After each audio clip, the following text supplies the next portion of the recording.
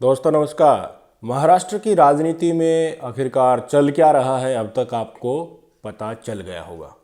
खबर ये है कि एनसीपी को तोड़कर या एनसीपी से निकलकर अजीत पवार एक बड़ी संख्या में विधायकों को लेकर बीजेपी में शामिल हो गए हैं। ये महाराष्ट्र की ताज़ा खबर है। जैसे ही ये खबर आई चारों तरफ खलबली मच गई थी। आखिरकार ये हुआ कैसे और इसका मतलब क्या है कि एनसीपी से निकलकर अजीत पवार बीजेपी में शामिल हो गए, क्योंकि उसके बाद जो वक्तव्य आने शुरू हुए उससे कई तरह के आसार लगाए जा सकते हैं कि आगे आने वाले समय में महाराष्ट्र की राजनीति में होगा क्या। जैसे ही अजीत पवार राजभवन पहुंचे, उन्होंने डिप्टी सीएम की शपथ ली और जितने भी दागी नेता थे, बड़े बड़े जो जेल जाने वाले थे, ऑलरेडी इनमें तो एक जेल भी जा भी चुका है 2 साल की, उन सब ने मंत्री पद की शपथ ली। थोड़ी अनसर्टेनिटी है, कितने विधायक आ रहे हैं वो भी जल्द पता ही चल जाएगा। डेफिनेटली जितने दागी हैं वो तो आएंगे ही, और स्वच्छ हैं वो हो सकता है एनसीपी के साथ रहें। ये तमाम काम होने के बाद एनसीपी प्रमुख है शरद पवार जी, उनका भी बयान आया कि मैं लोगों के बीच में जाऊंगा, अपनी लड़ाई को और ज़्यादा मजबूत करूंगा। मेरे साथ पहले भी ये कई बार हो चुका है और अब की बार जो अजीत पवार ने मेरे साथ किया है ये कुछ नया नहीं है, और मैं फिर से अपनी पार्टी को लोगों के बीच में जाकर खड़ा करूंगा। ये सारा घटनाक्रम आपको समझने की ज़रूरत है। इससे आपको ये अंदाज़ा लगाने की ज़रूरत है कि ये कदम जो अजीत पवार ने उठाया था ये एनसीपी प्रमुख शरद पवार के इशारे पर हुआ है, या जानबूझकर एनसीपी प्रमुख शरद पवार ने अजीत पवार को ढीला छोड़ दिया ताकि बीजेपी इसको हथिया ले और ये उस पाले में चला जाए। इस बात से इनकार नहीं किया जा सकता कि इनके ऊपर बड़े बड़े भ्रष्टाचार के केस हैं। खुद पीएम मोदी ने अपने भाषण में, जो मध्य प्रदेश में भोपाल में उनका भाषण हुआ था, उसमें कहा था कि मेरी गारंटी है मैं हर घोटालेबाज को, हर भ्रष्टाचारी को सलाखों के पीछे भेजूंगा। अगर उनकी घोटाले की गारंटी है तो मोदी की भी एक गारंटी है।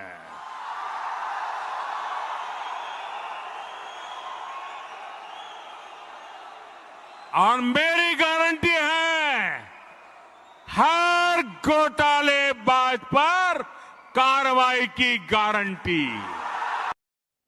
सरकार आल्यानंतर अजितदादा चक्की पिसिंग पिसिंग पिसिंग एंड पिसिंग। ये खुले तौर पर देश के प्रधानमंत्री का, और देश के प्रधानमंत्री की आपकी तो छवि पता ही है, उससे तो खुद के नेता मंत्री डरते हैं। उनकी तो इतनी सारे दिन बताते हैं, इतनी ऐठ में वो रहते हैं कि किसी को कुछ समझते नहीं है। बिल्कुल नहीं समझेंगे, क्योंकि जितने भी सांसद विधायक हैं वो उन्हीं के दम पर तो ही जीतते हैं, मोदी के नाम से ही जीतते हैं। अपना तो कुछ वजूद है नहीं, तो घमंड तो होना ही था। अगर मोदी साहब खुद कह रहे हैं, बाकायदा एनसीपी का नाम लेकर कह रहे हैं कि एनसीपी का इन केसेज में, भ्रष्टाचार में एनसीपी लिप्त है, बैंक घोटाले में लिप्त है, शुगर मिल में लिप्त है, ये तमाम चीज़ें उन्होंने अपने मुख से वहाँ से बोली। आप सुन भी सकते हैं। अगर मैं एनसीपी की बात करूं तो एनसीपी पर भी करीब करीब 70,000 करोड़ रुपए के घोटालों का आरोप है। महाराष्ट्र स्टेट कोऑपरेटिव बैंक घोटाला, महाराष्ट्र सिंचाई घोटाला, अवैध खनन घोटाला, इनकी लिस्ट भी बहुत लंबी है। तो कहीं ना कहीं सीधे तौर पर मोदी जी ने, जो देश का आज के दिन प्रमुख है लोकतांत्रिक तरीके से, उन्होंने ये कह दिया तो विधायकों की क्या औकात, मंत्रियों तक की बोलने की ही औकात नहीं है, तो विधायक की तो पतलून गीली हो गई होगी। अजीत पवार और दूसरे लोगों के खिलाफ जो केस चल रहे हैं, जो नए नए तरीके से खोले गए हैं, उनकी क्या औकात थी, क्या बिसात थी कि वो एनसीपी में बने रहें और जो मोदी साहब कहे वो न करें। डेफिनेटली इनके पास मैसेज पहुंचा होगा। कई दिन पहले से भी ये बातें चल रही थी। विपक्ष की जो एकता के लिए जो मीटिंग हुई थी उसमें भी काफ़ी कुछ कहा गया था, और वहाँ पर शरद पवार भी, अजीत पवार ये भी गए थे, तो वहाँ भी कुछ एनवायरनमेंट इन्होंने भापा होगा कि क्या आगे आने वाले समय में बनने वाला है। तो अब आप सबको पता है कि एनसीपी के काफ़ी विधायक जा चुके हैं। एनसीपी, ये लगा लो कि कुछ चुनिंदा लोग ही एनसीपी में बचेंगे। अब आगे क्या होने वाला है, इस पूरे खेल को आप किस तरह से देखेंगे, इसका किस तरह से आइडिया लगाएंगे, वो मैं आपको बता देता हूँ। जितने भी भ्रष्टाचारी थे जिनके ऊपर केस चल रहे थे, वे सारे के सारे कहाँ गए? बीजेपी में। देखिए, एनसीपी ने वोट किस आधार पर मांगे थे और एनसीपी के अजीत पवार ने आज जो किया है वो क्या जनता जनार्दन ने जो उनको समर्थन दिया था उसके अनुकूल है? मुख्य बात यही है। इसी का रिजल्ट आपको आगे आने वाले चुनाव में भी देखने को मिलेगा। लोकसभा चुनाव में बेशक से न देखने को मिले, पर विधानसभा चुनाव में देखने को मिलेगा कि जिस जनता ने एनसीपी को वोट दिया, किसके अगेंस्ट में? बीजेपी के अगेंस्ट में, बीजेपी की विचारधारा के अगेंस्ट में एनसीपी को वोट दिया था चुनाव में। तो इसका क्या मतलब है? जनता डेफिनेटली अब नाराज़ होगी कि हमसे तो वोट ले लिया और खुद ही बीजेपी के पाले में जाकर बैठ गई। तो जनता अपने आप को ठगा हुआ महसूस करेगी, अपने आप को ठगा हुआ महसूस करेगी। तो आगे आने वाले समय में क्या होगा? ये पहले भी हो चुका है। जब जो महाराष्ट्र में जो हो रहा है, इससे पहले यही काम इन्होंने हरियाणा में भी ये लोग कर चुके हैं। हरियाणा की बीजेपी सरकार पूर्ण बहुमत नहीं लेकर आ पाई थी। दूसरा क्षेत्रीय दल है चौटाला परिवार, उन्होंने बड़ी ही एक उभरती हुई पार्टी है, मैं कहना चाहूँगा वो बहुमती पार्टी थी, है नहीं अब तो कहना चाहूँगा, उन्होंने समर्थन दे दिया किसको? बीजेपी को। और वोट कैसे मांगा था? वोट इसलिए मांगा था, उन्होंने बीजेपी के अगेंस्ट में कुछ ऐसे ऐसे नारे दिए थे कि पूरी तरह से जनता को बीजेपी के खिलाफ करके अपने वोट बटोरे थे और 10-11 सीट उन्होंने इलेक्शन में जीती थी और बाद में बीजेपी को ही समर्थन दे दिया क्योंकि बीजेपी का पूर्ण बहुमत नहीं आया था। तो उनकी स्थिति अब की बार इतनी दयनीय दुखदायी हो चुकी है कि वो लोगों के बीच तक नहीं जा सकते। उनको भी उप मुख्यमंत्री बनाया, जिस तरह अजीत पवार को मुख्यमंत्री बनाया, इसी तरह दुष्यंत चौटाला है हरियाणा की क्षेत्रीय पार्टी, उनसे समर्थन लेकर उनको भी डिप्टी सीएम बनाया। डिप्टी सीएम की अपनी कोई औकात नहीं है, पर क्या किया उन्होंने?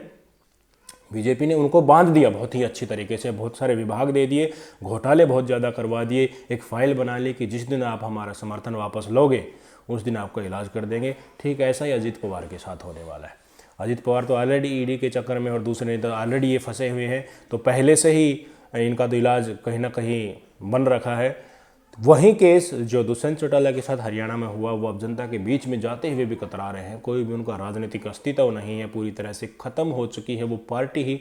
ठीक ऐसा ही अजीत पवार और दूसरे जो लोग आए हैं बीजेपी में, उनके साथ चलकर रहेगा। साफ और सुंदर छवि वाला कौन बच जाएगा पीछे? शरद पवार बच जाएंगे, एनसीपी वाले सुप्रिया जो सुले हैं वो बच जाएंगे पीछे। और उन्होंने एक इंडिकेशन दे भी दिया कि मैं जनता के बीच में जाऊंगा और फिर से अपनी पार्टी को खड़ा करूंगा। डेफिनेटली एक बड़ा जन समर्थन उसी विचारधारा को, जिस विचारधारा से पूरी एनसीपी शुरुआत में महाराष्ट्र में अपनी सारी की सारी सीटें लेकर आई थी, वही जन समर्थन शरद पवार को मिलेगा। ये गारंटी है, आप लिख लेना। आगे वाले चुनाव में आप देख लेना। मेहनत सिर्फ करने की ज़रूरत है, लोगों के बीच जाना की ज़रूरत है। सद्भावना इसी से लोगों के बीच शरद पवार की बन गई है कि देखिए, आपने जिसको समर्थन दिया था, जिस विचारधारा की एनसीपी को समर्थन दिया था, बीजेपी के अगेंस्ट में वोट दिया था, वहीं एनसीपी का जो विधायक है दूसरे लोगों को लेकर एक अन्य पाले में जा बैठा। भ्रष्टाचार के उनके ऊपर आरोप थे, उन्होंने घोटाला किया। चलिए ठीक है, अब हम साफ सभी के भी हो गए हैं, देश सेवा और राज्य की सेवा निष्पक्ष भाव से करेंगे। तो डेफिनेटली मैं कहूँगा आगे आने वाले चुनाव तक जितनी मेहनत, जितने लोगों के बीच शरद पवार घूमेंगे, उनके लिए बड़ा ही निर्णायक साबित होगा। और अब एक खुला मैदान मैं कहूँगा कांग्रेस पार्टी के लिए भी महाराष्ट्र में खुल गया है, क्योंकि शिंदे गुट जिस तरह से मैं कहूँगा कि शिवसेना से निकला था, शिंदे गुट की भी कोई वैल्यू नहीं है। उनकी धरातल में बिल्कुल फिसड्डी वो हो चुके हैं। जिस तरह से अजीत पवार और दूसरे लोगों की इज्जत बेइज्जती अब चली जाएगी, इनको कोई नहीं पूछेगा, इनका राजनीतिक करियर ख़त्म ही हो जाएगा। ठीक ऐसा ही शिंदे परिवार का जो शिंदे गुट है उसका हो चुका है। तो एक उद्धव गुट बचेगा, एनसीपी का जो नेटिव गुट है वो बचेगा, और कांग्रेस के लिए अब काफ़ी ज़्यादा ज़मीन है, मेहनत करने की ज़रूरत है। अगर कांग्रेस के लिए मैं कहूँगा एक तरह से तो काफ़ी बड़ा धरातल में ज़मीन खुलकर शुरू होगी, क्योंकि लगभग बीजेपी के अगेंस्ट की ही विचारधारा तो बची। उद्धव गुट बचा, जो भी बचा है वो सारा बीजेपी के अगेंस्ट में है। एनसीपी में शरद पवार बचे, वो सारा का सारा जो बचा है वो बीजेपी के अगेंस्ट में है। कांग्रेस ऑलरेडी बीजेपी के अगेंस्ट में है ही। तो अब अगर जहाँ जहाँ पर लोगों से शिंदे गुट ने और अजित पवार गुट ने लोगों से गद्दारी की है, वहीं अगर भारतीय राष्ट्रीय कांग्रेस अपनी पकड़ बनाती है, लोगों को बताती है कि तुम्हारी वोट लेकर तुम्हारे साथ ही गद्दारी की गई है, तो डेफिनेटली अगले चुनाव में कांग्रेस के पक्ष में भी बहुत बड़ा जन सैलाब देखने को मिल जाता है। ऑलरेडी जितनी एनसीपी और उद्धव ठाकरे का जो शिवसेना गुट था, इनके बराबर सीट तो ऑलरेडी जीत चुकी है कांग्रेस, और बहुत बड़ा बदलाव अगर आ सकता है अगर धरातल पर कांग्रेस मेहनत करे। तो मोटा मोटा आपको समझ में आ गया होगा महाराष्ट्र की राजनीति में होने वाला क्या है। बिल्कुल प्योरेस्ट फॉर्म बच गई, बीजेपी के अगेंस्ट एक खुला मैदान बच गया। बीजेपी ने अपनी तरफ से पूरा जोर इसलिए लगाया है क्योंकि जो शिंदे गुट के विधायक हैं उनकी जो है स्पीकर को डिसीजन लेना है उनके ऊपर में कि उनको डिस्क्वालिफिकेशन के लेकर क्या करना। डेफिनेटली केसेस यहीं आ रहे हैं, सुनने में भी यहीं आ रहा है कि उनको डिस्क्वालीफाई कर दिया जाएगा, और सरकार बचाए रखने के लिए बीजेपी ने ये कदम उठाया है।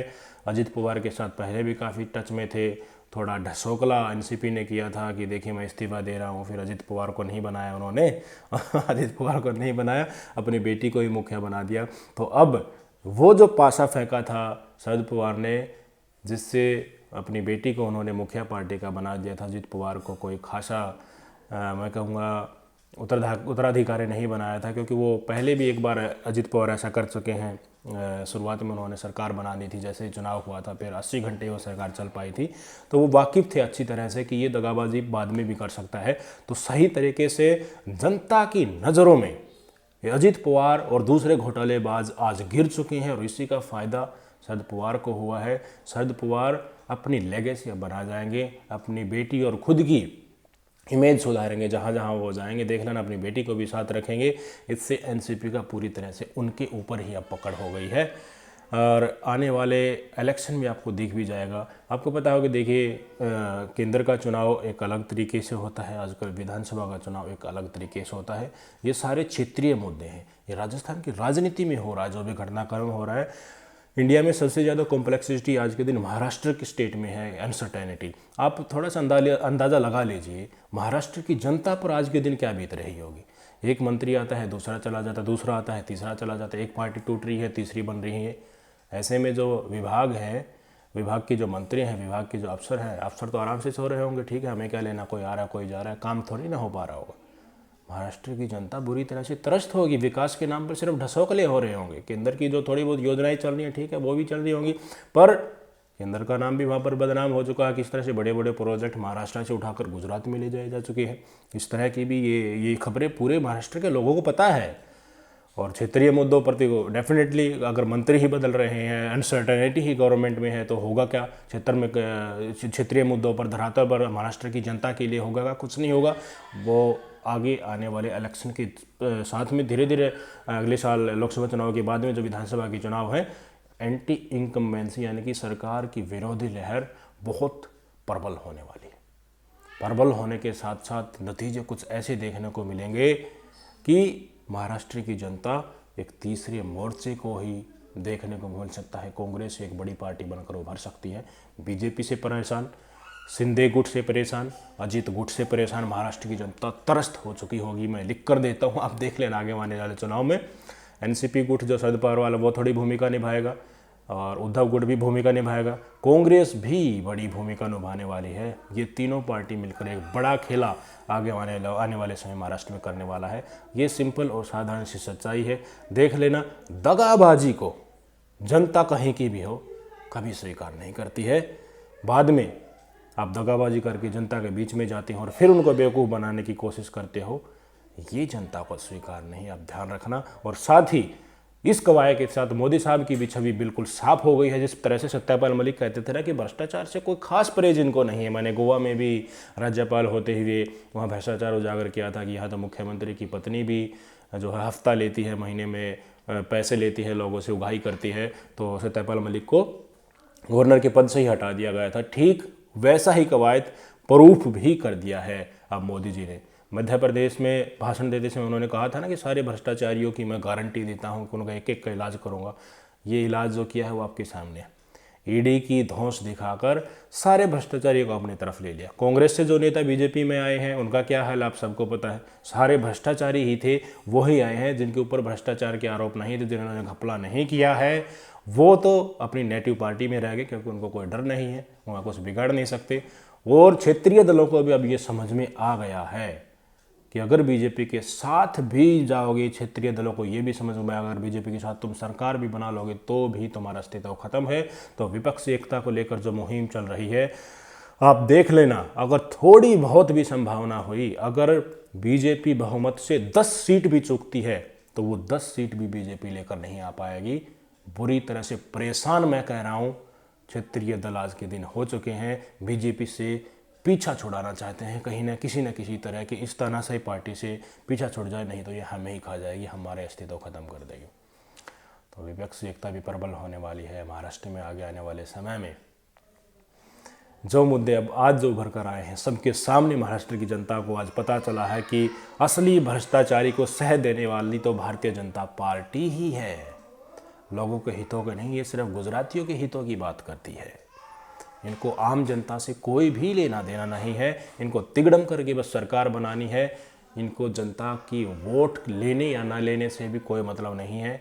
अपने हिसाब से जिस तरह से उद्धव ठाकरे से जो दूसरा शिंदे गुट था उसको पैसों में इन्होंने खरीदा था, वो भी दिखाता है कि महाराष्ट्र की जनता के साथ कितना बड़ा छल किया गया। आगे आने वाले समय देखिए बहुत बड़ा इस देश की जनता जगह जगह से भारतीय जनता पार्टी को सबक सिखाने वाली है। ये बेशक से अपनी चाणक्य नीति से बता दें या गोदी मीडिया बिल्कुल चिल्लाता रहे कि देखिए असली दिमाग तो अब भारतीय जनता पार्टी के नेताओं ने लगाया है कि एनसीपी को भी तोड़ लिया, पर जनता तो देख रही है ना, वोट तो आखिरकार जनता को ही देना है। धोखेबाजी दगाबाजी कभी कोई स्वीकार नहीं करता है, आपको पता है, रिजल्ट ज़रूर आपको देखने ऐसा मिलेगा कि माथा पटक कर बीजेपी रोएगी। नमस्कार।